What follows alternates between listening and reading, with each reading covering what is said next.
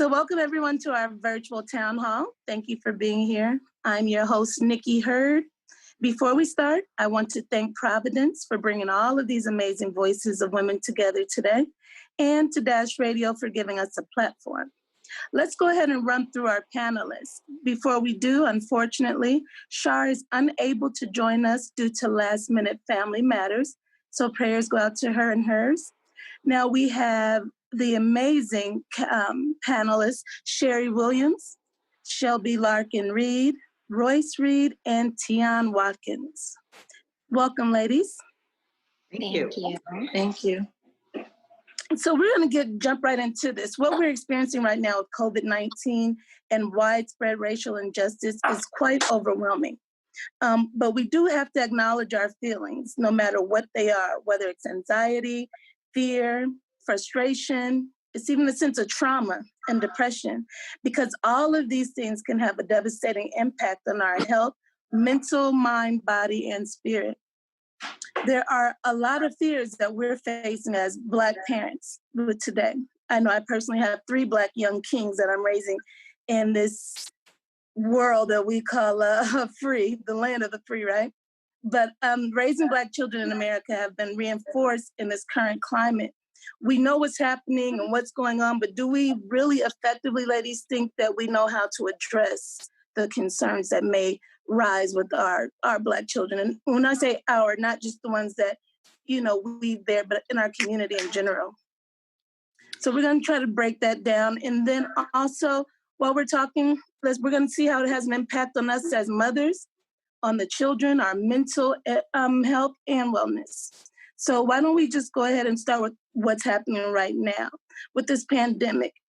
Sherry, the COVID-19 pandemic is hitting our community the hardest. On top of this, we have the recent injustice of George Floyd and others and this continuous murderous streak. More than ever, we do need to show up for our communities. Tell us why it's important to you to be a community partner, especially in a time such as this. Again, thank you all for having me on this panel. I currently work in healthcare. I'm not a clinician, I'm an administrator. And the work that I do in the community really reflects the populations that we serve, but it also allows us to dig a little bit deeper on what the concerns of our community. And in this current state of the pandemic, also unemployment, the drop in our economy, schools are closed, kids are home, parents are home, and we are also under the stress of the Black Lives Movement and how it really affects us as Black people. There's a lot of stressors. Stressors just talking with our colleagues, having the burden of explaining what's going on in our society, as well as caring for the most vulnerable and the most sick in our community. Partnerships are really important in reaching out to those organizations that you align with, either spiritually or educationally or community-wise, to see how you can be supported by them and how you can support them. And when I say this, giving back to the community, volunteering, identifying what are the greatest needs and trying to fill those needs, I think is a great way to extend the values that you have out to our community partners. And then I also identify what those greatest needs are so we as a community collectively can come together to support each other. Thank you. Now tell me maybe what are the biggest differences for African American assessing healthcare compared to others? How do you think that that's connected? And how can we bridge that gap? Well, again, we as a community we view healthcare from a historical point of view. We also judge it on how we are treated by the healthcare industry, but we also have some inherent biases and are victims of biases in the healthcare system. My recommendation is to have someone come with you when you are in a doctor's office or meeting with a clinician or a physician, so you'll have a third ear, a supportive person to support you.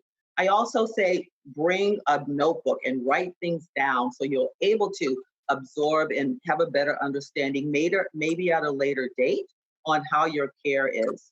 Also, you have your voice. You need to be an advocate for yourself. Talk about what your needs are. And if this physician or clinician is unable to support you, we have the right to fire that person and identify an individual that really cares and identifies our particular needs as African American people in our community.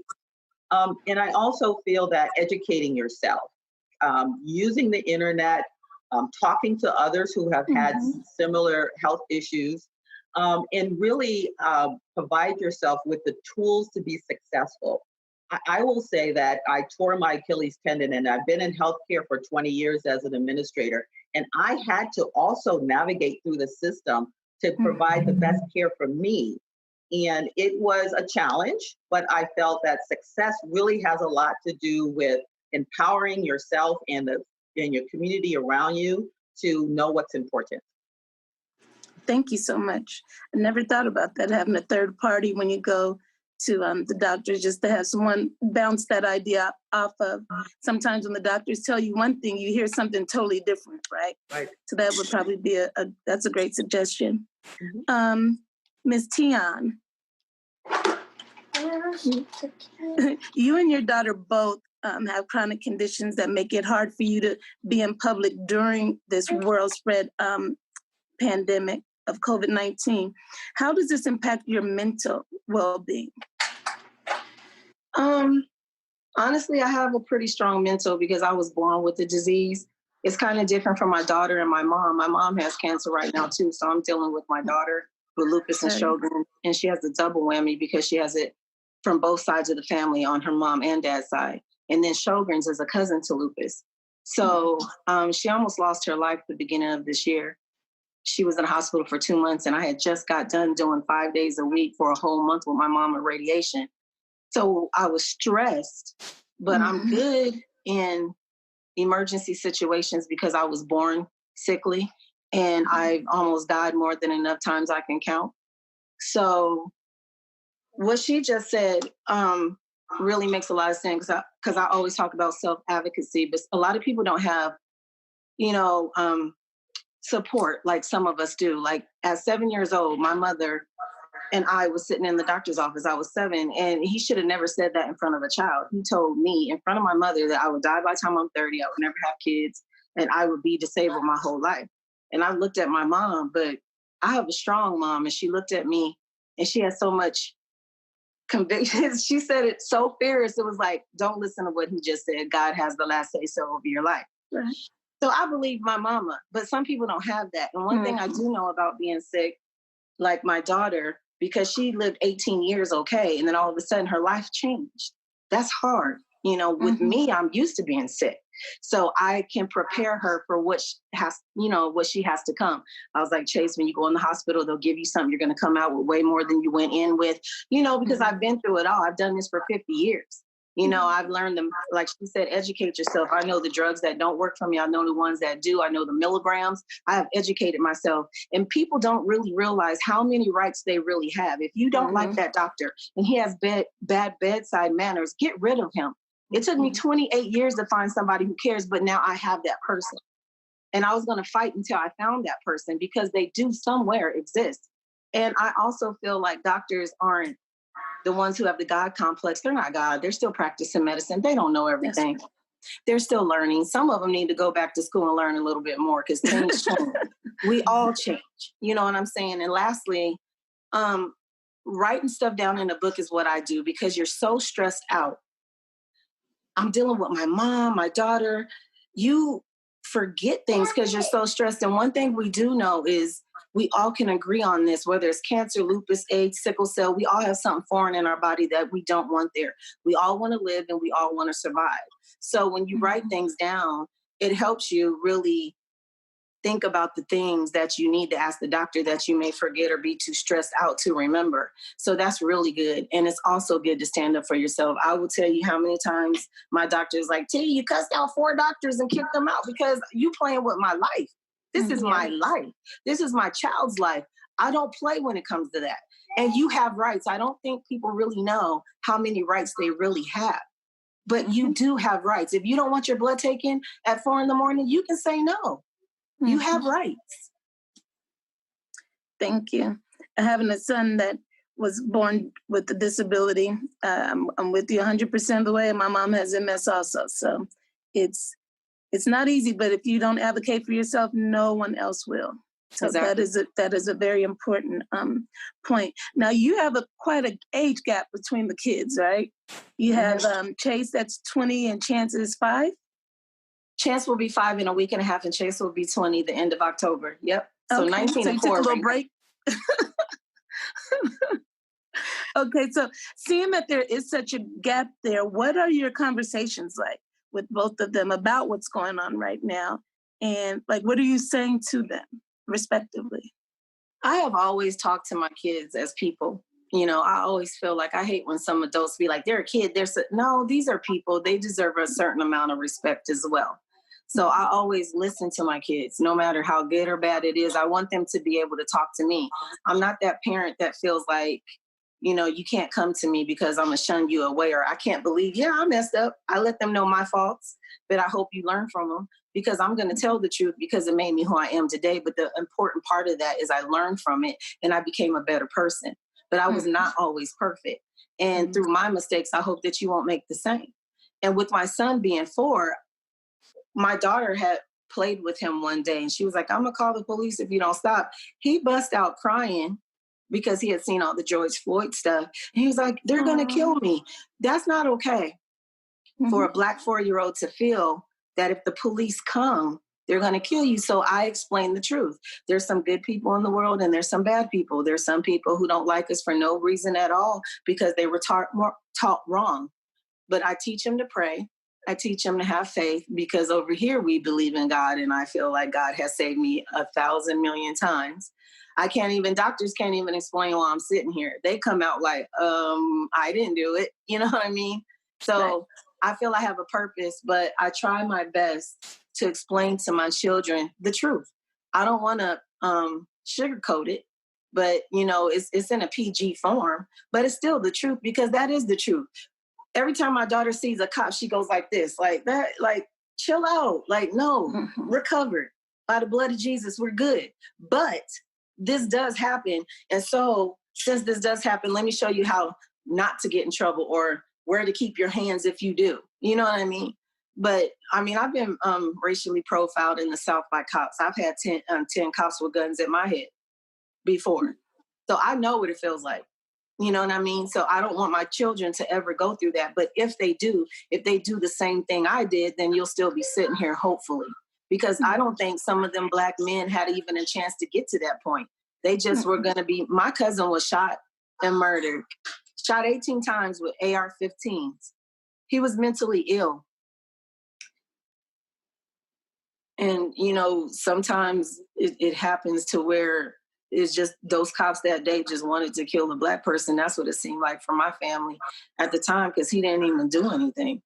And they said they didn't find a gun, but when they did, they didn't fingerprint it. If a Black man has a gun and you shot him 18 times with machine guns that you go to war with, you're going to fingerprint a gun. It was never no gun.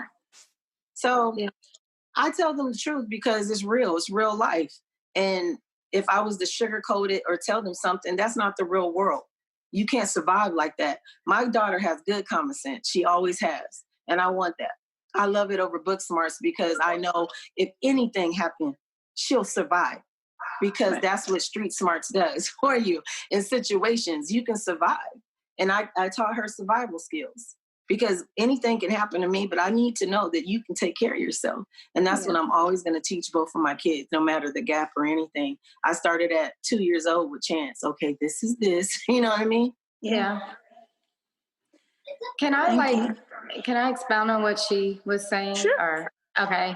2 things that you said that resonated so well with me. And one was, I mean, Braylon is 12. He's going to be 13. And I am so against sometimes my dad allowing him to just watch the news nonstop. And he spends a lot of time with my family. Over here, I'm like, if Nick News was still on, I probably would be on that. You know what I mean? But then on the flip side, I'm like, these are things that he needs to know. But as a 12-year-old, you're trying to keep their innocence, but at the same time, you think about Tamir Rice. And I don't allow my son to play with toy guns at all. And he gets so upset with me sometimes. And it's like, no, you don't understand.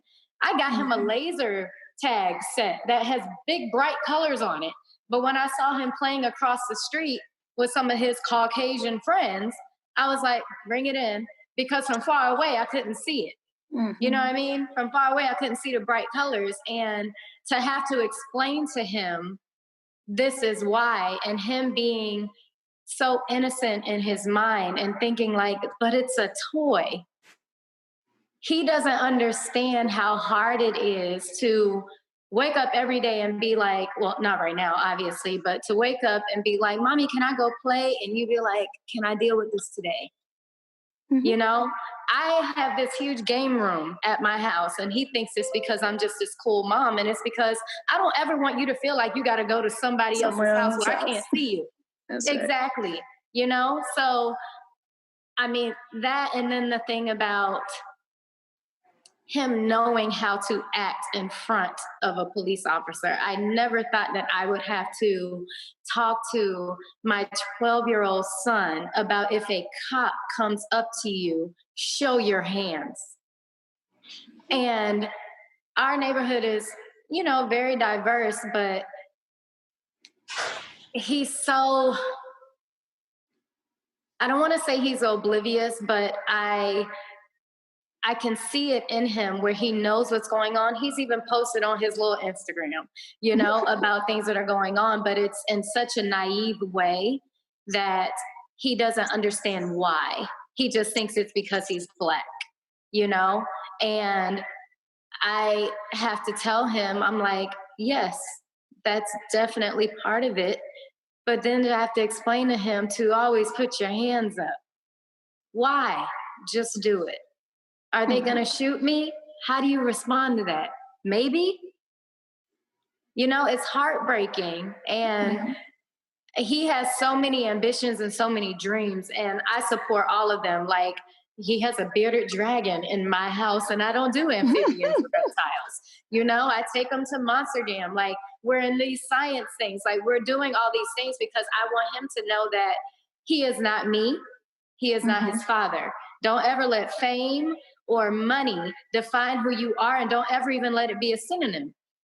But sometimes he feels like in order for him to be cool, he has to say who his parents are. And he doesn't understand that that doesn't even matter. Because in some cases, because of that, they're going to be even worse on you.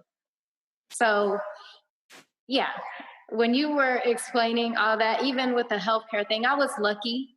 You know, I grew up with, you know, healthcare and a dentist and all that stuff. I remember I didn't even realize that that was a privilege until I was in high school, and I had to tell my best friend I couldn't go to her party because I had a dentist appointment. Why? Because I'm just getting my teeth cleaned. They do that? You know what I mean? So, yeah, but I mean, in a way I was sheltered, but my dad made sure we grew up around our own, so I remained cultured. So I'm with you on the street smarts, because that's where Braylon is now, where I grew up. You know what I mean? And he has street smarts. He got some common sense. Absolutely. And he's extremely smart too. But I tell him all the time, your common sense is not so common. So please remember, you need that. So, absolutely. All right. Now that you've touched on how you kind of talk to Braylon about it, how do you teach him, though, to have thick skin and be resilient, but also in that strength, allow him to be vulnerable? Well, when I say Braylon, he got it honest from both sides. Like, obviously our situation has been all over everything. You know, when we're good, when we're bad, whatever it is. He sees a lot, he hears a lot, he asks questions. I'm the parent, I don't lie to him. I tell him the truth. Maybe when he was like 4, I would be like, it's okay. But now he's old enough to understand. He's also old enough to have his own voice. And I tell him all the time that the rumors that you hear about other people are about as true as the ones you hear about yourself. And he knows what that means, because he gets things said about him because of what has been said about his father and myself. So I teach him to, this is maybe not the best thing, but I was always kind of told to be the tree when it comes to shade. So he knows how to defend himself, and he knows how to defend himself with words. You know, I don't teach Braylon, like, you know, he knows how to fight, but that's not where he goes ever. Right. But he will say something and I'll be like, yeah, it was a little far, but yeah, high five, you know? But well, since you brought up the shade tree, just have to ask, since you're an original cast member of Basketball Wives, so drama is no stranger to you. Mm-hmm. Even in that situation, though, and him being able to Google now and see his parents or watch old shows, do you feel like people treat you or approach you differently as a mother or doubt your skills as a mother? Does that have any impact on your mental state at any time? To be honest, I haven't really been questioned about my mothering skills much. I mean, when the whole situation with Dwight and I, you know, was big or whatever, you know, people chose their sides. But I think over the course of the time that I was on the show, yes, I made some mistakes, but for the most part, I felt like I stayed true to who I was and I defended myself. And I don't think that anything that he has seen or has heard, or he's seen clips or whatever, has really been anything for him to be too embarrassed about, or at least he doesn't say it. He is in therapy. My son goes to therapy every week for everything. Anything he wants to talk about, he talks about. He's been doing that since he was 6. Nice. You know, we take the summers off, but like once school is back in, he's like every week. And I just do that because sometimes kids aren't comfortable in talking to you. And I feel like Braylon talks to me about everything. And I mean everything. But there are also things that I remember growing up, being best friends with my mom, that I still don't talk to her about, and I talk to her about a lot. So I always want him to have that out. But as far as the show, like, he knows why I left the show. He knows that I left the show because I felt like I was contradicting myself. I felt like I was being a hypocrite. I'm training these girls. But my company is based on uplifting and self-esteem and all these things, you know, and competing. But I'm on this show where I'm fighting my fellow Black woman, you know, my sister. And I complained about that for 4 seasons. And when I saw nothing was changing and I got offered more money to start a fight, or, you know, my job being threatened because I didn't bring enough drama, I was like, this is it for me. And, you know, the money was good. You know, we were actually one of the shows that got paid decent, but it just wasn't worth it to me. And to be raising a Black male, I look at where the show is now, and I think about how he as a 12-year-old would have reacted if I was still on there. Right. And I'm okay with not being. You know, I've been asked a few times, a few seasons to come back, and I've been in talks to do it. But even this season, I was actually supposed to go back until, you know, the Black Lives Matter movement happened, and now they're afraid to portray us a certain way. So I'm like, well, damn, if it took that, then maybe it's not the show that needs to go away, but maybe the cast needs to change. I hear you. I hear it all. Thank you very much. But there's a lot of commonality so far, and I think the way the 3 of us have spoken are raising our children. Why don't we go to Shelby, I'm sorry.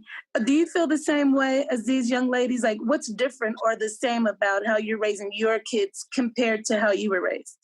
Yeah, well, my children are 2 and 4, so they're still really young. Yes, so we're, navigating. This is new territory for me still as a mom. And so I'm really appreciating and learning a lot from the other panelists, because I think, what Tiana was saying in terms of the common sense is so important.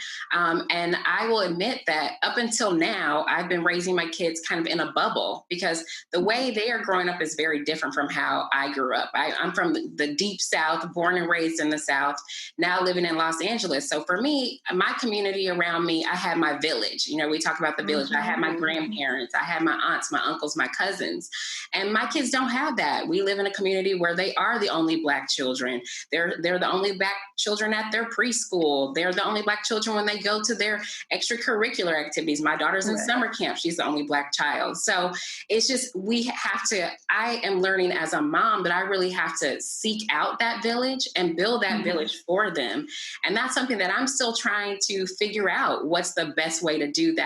I do believe that building community is important, and instilling that in our children at an early age, like some of the other panelists said, starting as early as 2. And we're doing that because I believe that building that awareness starts at home, and it starts young. Can I say something? Oh, go ahead. I just feel like the world is forcing us to have to talk to our kids about uncomfortable situations we're not comfortable at doing at an uncomfortable age. I don't want to talk to my son about that, but I get invested, and I'm not going to lie, because it happened in my family. So it hits a place with me when I see George on the floor. Like, I get pissed because I remember my cousin, and I get really emotional about all that stuff. So I start ranting and, oh my God, I have a pre-existing condition, but I would have been out there probably going to jail and everything with the protests if I didn't have cooties, But on a serious note, just even with sex and all the stuff that's going on, I don't want to talk about a lot of things with my children at this age, but I feel like I'm being forced to, because it's everywhere. You can't go nowhere without, and then when they start asking questions, you have to figure it out. Like at 2, I started talking to him. Like, if a kid comes say, Chance, hey, come help me find your puppy, or do you want some candy? I start there, and then I move on up as they're older, and then kids forget. I remember when I didn't have kids, I was like, why is she repeating herself so much? But when you have kids, you find out you have to repeat things all the time. But at 19, I didn't understand that. But I, understand it now. But mostly all I wanted to say is I feel forced to have to talk about uncomfortable things that I would have never back in the day had to explain to my 4-year-old. Yeah, no, I'm totally. I'm sorry. No, I was just going to say, like, she's 100% correct on that. I mean, just even turning on the TV. I mean, it doesn't matter if it's Disney. Our kids are exposed to so many things. And I remember just being shocked by seeing somebody kiss. And now it's like on Disney, you're talking about, oh, yeah, this is what we did last night. No, we're not, and I did not expect to have a conversation with my child about intercourse when he was 7, and even now it's like he's shy when talking to me about it, but at least he's coming to me. But the stuff that he knows already is, it's like, when did you learn this? How do you know about this? And it's because when they're out in the world, it's their friends that are being exposed to stuff. It's stuff that they're seeing on TV. It's stuff that they're hearing and repeating. And even when it comes to, the George Floyd situation, I mean, my son even, he posted about it, and I didn't even know, on his Instagram. And I went to talk to him about it. And this was before I even saw his post. And he told me, almost essentially more than I even knew. And I still had to explain to him a why. And how do you explain a why for that? You don't know, but I did the best that I could.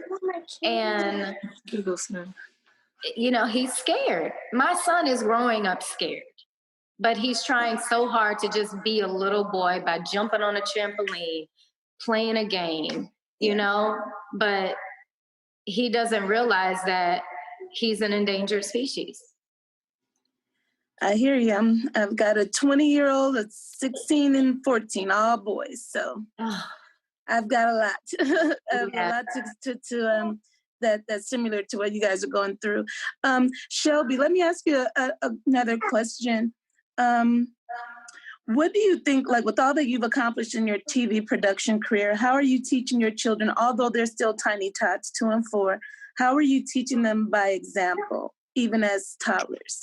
Yeah, so they definitely know mommy works. So that is their thing. They like to imitate mommy on the phone, on the computer. And I even take them on set. So they know all about it. So I think they are just learning from seeing that I'm a go-getter, that mommy works really hard. And that's important for me, especially for my daughter. I want her to see that, whatever her path is. And what's really important to me is that they see that not only are you going to fight to get that seat at the table, but you'll flip that table over, you'll set up your own table. So ownership is very important as well. Sure. You know, outside of just what I do in production, I also am an entrepreneur, and it's really important that they see that. So like we invest in real estate. So I take them to the property so they can see, they meet the tenants, and they're only 2 and 4. But I think that that's something that, because my parents didn't really do that with me. My parents were, you know, they were the first ones to make it, you know, that went to college. So for them, it was always like, you know, work hard, be smart, but just take what they give you. You know, don't be too loud, don't be too outspoken, check all the boxes, be a good girl, get a respectable job, and just do that job. And so I definitely want my kids to think differently, think outside of the box. That's a dope idea. Even as young as they are, you're raising the next influential billionaires over there. Okay. I think that's dope. Sherry, can we go back to you? What's your reaction to what's being said, or what's been your experience? Thanks. Well, I have one daughter. She's 25 years old. So I have experienced a lot of the raising of Black children, and she has really developed into a really confident young woman.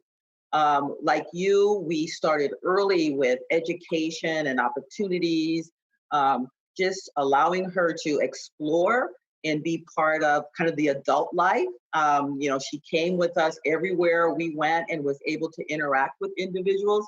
And I felt that had instilled a lot of confidence in her. But, you know, when, you know, compared to my upbringing, I grew up in Boston. We were the second Black family in our community. My dad was an educator. My mom worked outside the home, and the 3 of us were really supported. As you mentioned, Shelby, we had a community. Our dentist was Black, our doctor was Black, our grocery store was Black. We would run the streets and come home at 5 and 6 o'clock in the evening, knowing that our community supported us.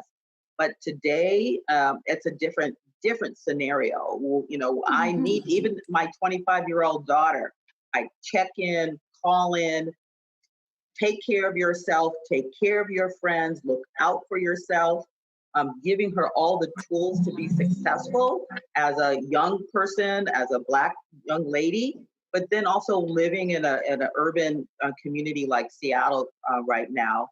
But it is important to be able to instill those values, those deep values that talk about your own moral values, how you treat each other, how you treat your friends, and how you can respect yourself being that face out in the community.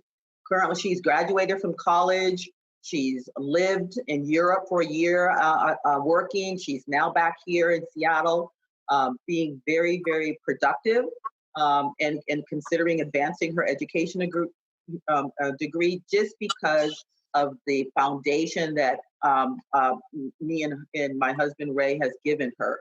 So I understand being at this stage in her life at 25 years old, she is now looking to instill those same values to others. Young kids, she's done some mentoring, she's done some coaching. She's the only Black girl out there on the lacrosse field playing lacrosse, coaching lacrosse and repping lacrosse. And she is now become a role model for other young Black girls who want to aspire to where she is athletically as well as educationally and also in her career. So, but it's not an easy road. It's a lot of sit down, having the talks sitting down, talking to them about values, explaining the whys and why that is important to know what is the kind of the root cause of some of the injustices in the world, but then also look at your own faults and look at it as an opportunity for success. You know, we all have to fall to get back up and move forward. And it's important to instill those values and show, between her mom and dad, that we have also have gotten up and moved forward in our career and our education, and even dealing with our neighbors and our friends and our colleagues.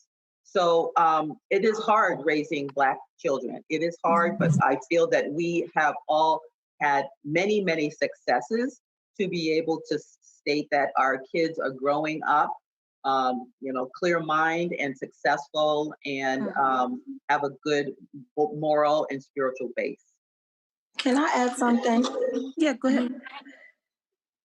I feel like, especially in today's society, people praise being promiscuous and stuff like that. And I know Shelby said something about learning, and you have a 2 and 4-year-old, but more people need to lead by example. Like when my daughter was 2, she saw her mommy worked hard. When she was 4, mommy's still working hard. So when she got in school, she was proud to say that my mom works hard. She's not one of them girls sleeping with different men, living off a guy's money. And when he goes, the money goes too.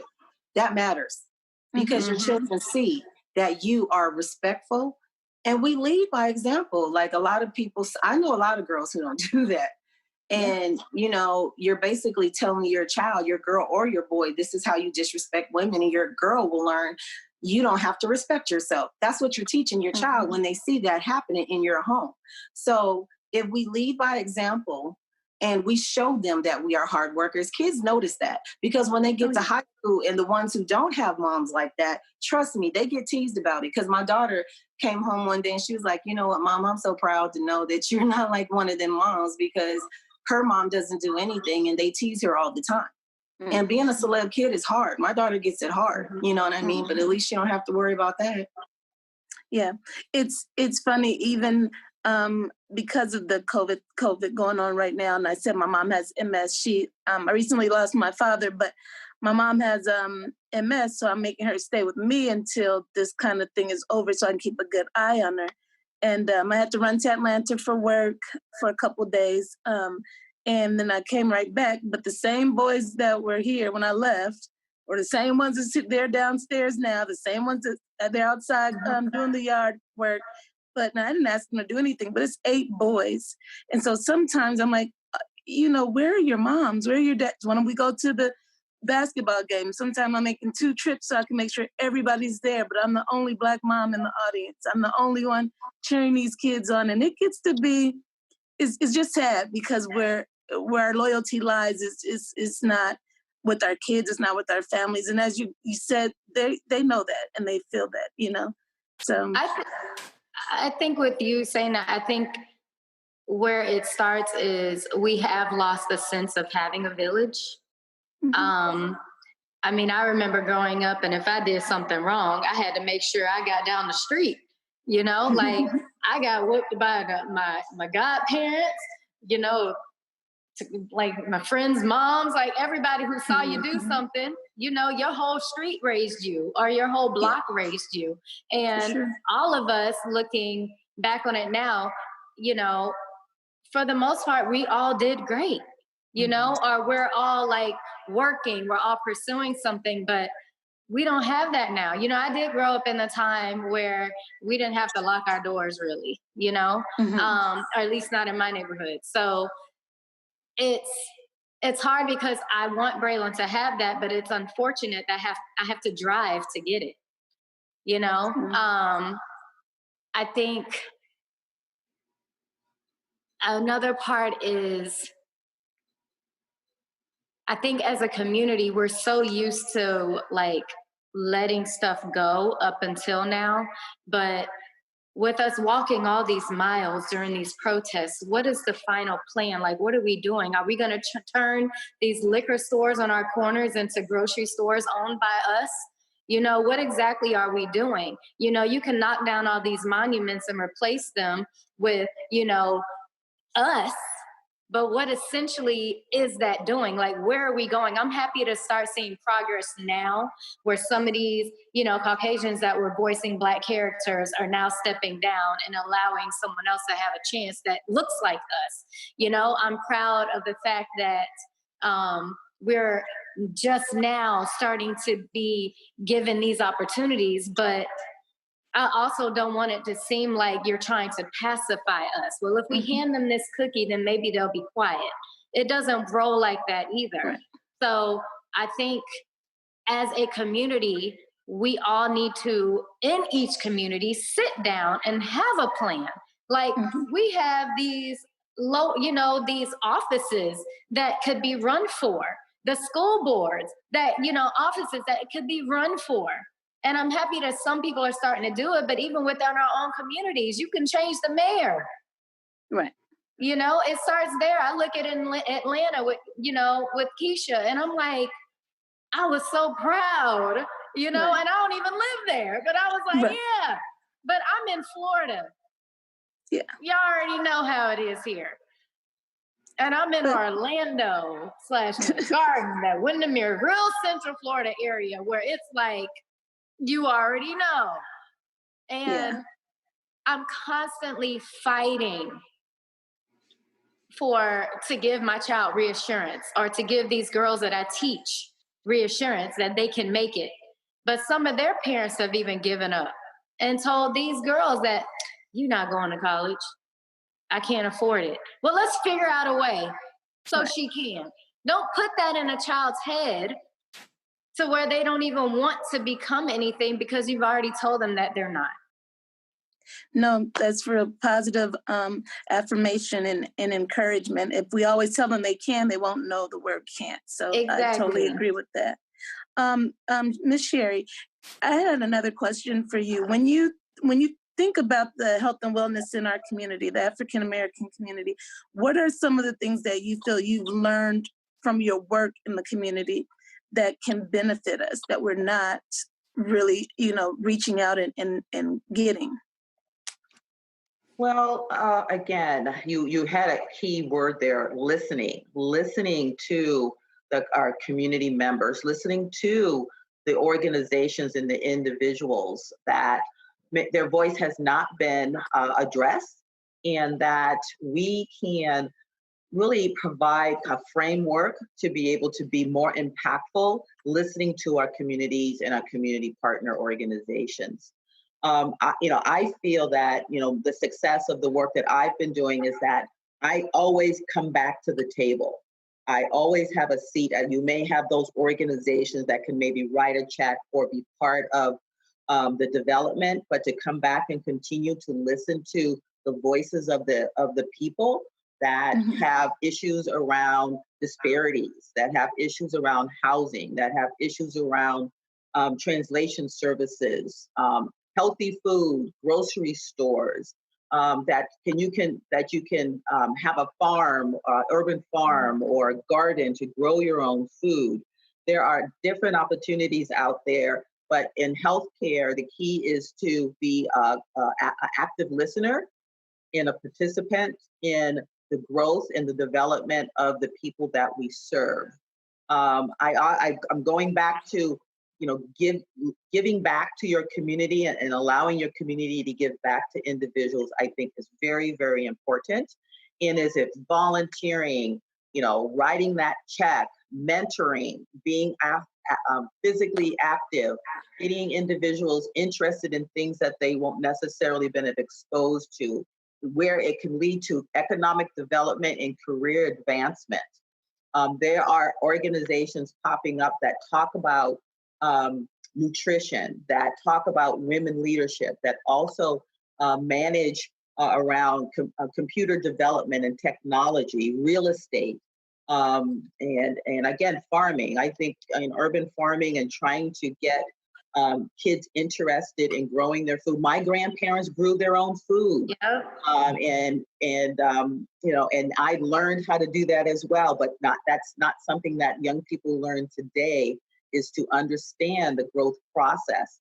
So I feel that taking advantage of the opportunity, especially now during COVID, where people are interacting in different ways that are very technologically forward. I mean, Zoom meetings like this, you can have an open, honest discussion, town hall, and open discussions that could really inform and educate individuals and broaden the voice of our community. So I said a lot there, but I feel that each one of them truly can really impact how our communities can be a bridge to knowing and learning more about ourselves. I 100% agree with everything you just said, especially the part about kids learning how to grow their own fruit, their own vegetables, like, all these things. Like, my parents have 12 different type of mangoes and sour sops and sugar apples and, pineapples, all these fruits, and that Braylon is so into it now. He's like, Mommy, can we grow our tomatoes here? And I'm like, I don't know if Mommy got that green thumb like Papa, but I said, sure. But the fact that he enjoys it, it teaches him patience. The fact, even just taking our kids fishing, something so small like that, they would enjoy so much more than playing a video game. If you did it so often and you had you communicated with them as to why they're doing it and what they can be, become from doing that, and growing their own things and not having to spend money on this and that, whatever. Like, I can't tell you the last time I bought a mango from a grocery store. You know what I mean? So it's little things like that that I 100% agree with you on. And it gives them so much ambition and drive to want to take that further, because then maybe these are the kids that are going to be the next grocery store owner, because now they know about all these exotic fruit that can grow in all these different regions, know? So I'm 100% with you on that. So let me know when you want to. Okay, let's ask Tiana a question really quickly, and then we'll get ready to wrap it up. I'm going to end it with her answering this for me, because I've watched her back in my LaFace days with Devette Singletary. So Tiana, how do you raise awareness and educate people on social injustice? I just try to use my platform. I've never been the camera happy celeb. I'm not that chick. I've never been. When I'm working, That's when I'm T-Boz. But do not call me T-Boz when I'm here. I'm Tion every day, all day, and Tion created T-Boz. But I hate when people call me T-Boz when I am so at home. That would make me not be your friend. But I'm not really I don't really care for social media, but I get it. And I see why sometimes it can be needed. But I just speak the truth and I tell the truth and I show what I learn, and I just try to dig deep and find out the truth about certain situations, and I just put it out there. And then from there, because certain people are fans or they look up to me, then they start spreading the word, because word of mouth is great. You know what I mean? Did I say that right? Yeah, I did. Okay. It's great. And I hate when they box me like, oh, celebs, don't do that. Don't do that with me. Don't do that. Because I don't even hardly like celebs myself. Okay. I just happen to be in the business, but I don't even talk to my peers. Everybody who knows me, hi girl, bye. I'm always the hi and bye person. I keep to myself. Okay. I'm not the TMZ chick. Let's call and tell them to show up when I'm out the window. So that doesn't work. You're not posting for the gram? No.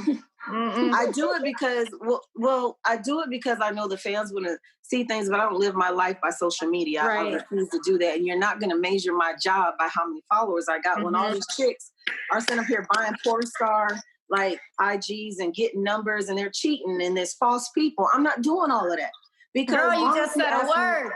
Yeah. How many arenas did I just sell out last week? All of them? Oh, okay. That's my real numbers, because I know a lot of people who have millions, but they can't sell out a concert. So your real numbers is what you do for real in real life. And that's my job. So anytime I go to a meeting and people start going, oh, what are your numbers? Don't worry about that. Why don't you ask me how many 3 million people I performed for this year, and all my concerts were sold out.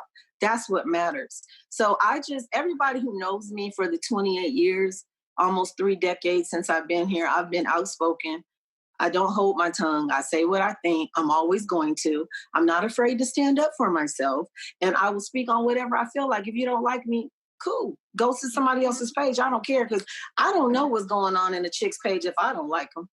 I can't tell you nothing about them, but it's funny how, you know, certain people in the trolls know everything about my life. Oh, but you don't like me though, you know? So I just try to always keep true to who I came in this business as. So everything I sing about is real. Everything I talk about in my interviews is real. And with me, what you see is what you get. I don't have time to be going to the store dolled up in eyelashes and weave hanging down here. That's not my thing. Yeah. What you see is me. And that's all you're going to get. Because I can't play games like that, because that's not in my DNA. I know a lot of people say like, oh, they changed. They didn't change. It just took something to bring out what was in their soul in the first place. I don't have that in my soul. So it's never coming out because it doesn't belong in me. But fame or money or something, it took something to bring what was already in them out. So they was always that way. Yep. You know what I mean?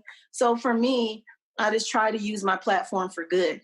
I always tell my fans, like, I was put in a position. I didn't want to be a role model. I just wanted to be on TV when I was 19. I didn't think about none of that. I'm just like, I'm in it, you know, I'm living my dreams.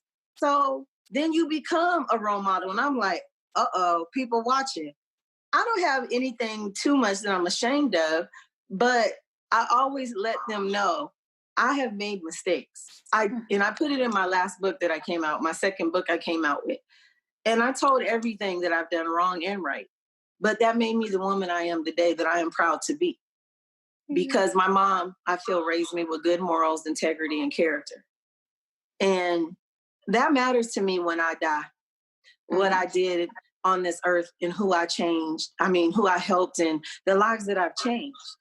You know, and when you're out there working, you don't really realize how many lives you impact until, like, you know, we would do, you know, when back in the day when you have sign-ins in the record stores and stuff like that, and people's like, I didn't commit suicide because you wrote Unpretty. And I'm like, whoa, that's deep. Like, yeah, I wasn't ready for all of that responsibility. I just was pouring out my heart from something that happened to me, but I didn't realize that so many people felt the same way.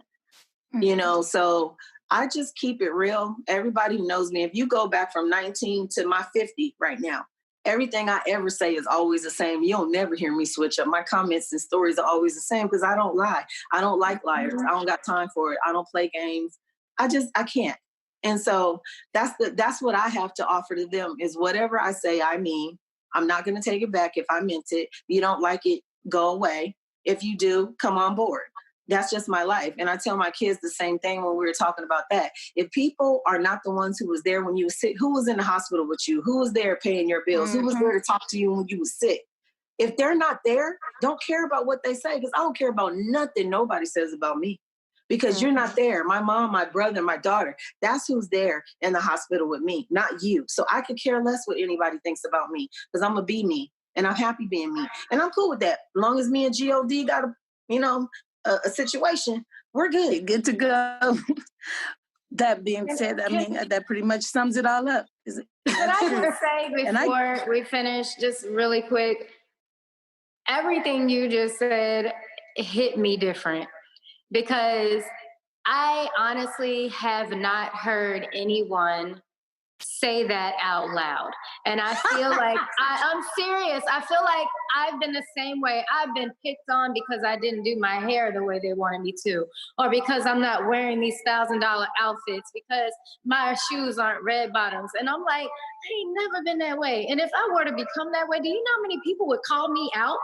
Because I think about my friends and my real family, that I grew up with. And to say like you never changed because of this industry, it just hit different, because I have honestly questioned myself, like even with where I am right now. I got a whole theater education degree, and I'm seeing people who ain't never took an acting class get these gigs. And I'm like, well, damn, is it because I didn't throw a glass? You know what I'm saying? I'm like, well, maybe this isn't for me. But to see someone that I have looked up to and that kind of thinks the way that I think, and to see how far that you have come, to see how you're raising your kids, and it just makes me feel like, well, damn, maybe I'm doing all right. You are. And that's what it's for. It's for us all to come together, essentially. You know what I mean? And just all unify. are doing all right. Yeah.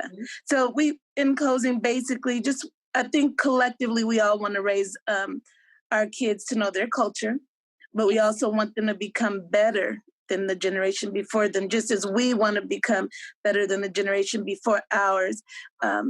Being the lineage of Emmett Till, one of my cousins and one of my sons happens to be the head of the Emmett Till Youth Foundation. You grow up with this stuff hoping that your kids will never see it and their kids will never see it. And we're kind of back at square one. So we've got to fix it. And we've got to help the other kids fix it. So I want to ask each one of you ladies here, what's the one thing you want to leave behind for your children and the next generation? If you just have one thing. And I do want to hear from each one of you about this. So let's go ahead and start with, we can start with you, Sherry. Okay. One thing I would like to leave, the question one more time. One thing I'd like to leave. Yes, one thing you like to leave behind for your children or your daughter, your child, and the next generation. What's that one takeaway that you can give them?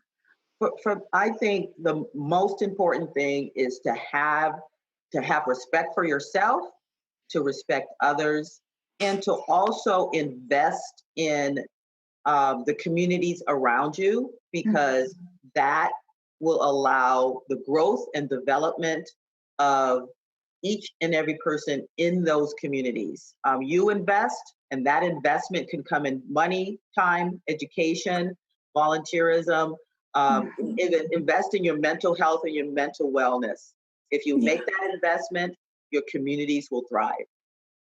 Well said. Thank you. Let's go ahead to Ms. Shelby Larkin-Reed. I would say empowerment. So the skills and tools to empower yourselves, not only from an educational standpoint, but also from a financial standpoint. So being able to empower yourself financially, you can not only help yourself, but you can also pay it forward and help your community and others. You guys are on it with these takeaways. Thank you. Okay, Royce, what's your one takeaway? I think I would let them probably say to all of them, don't lose your voice.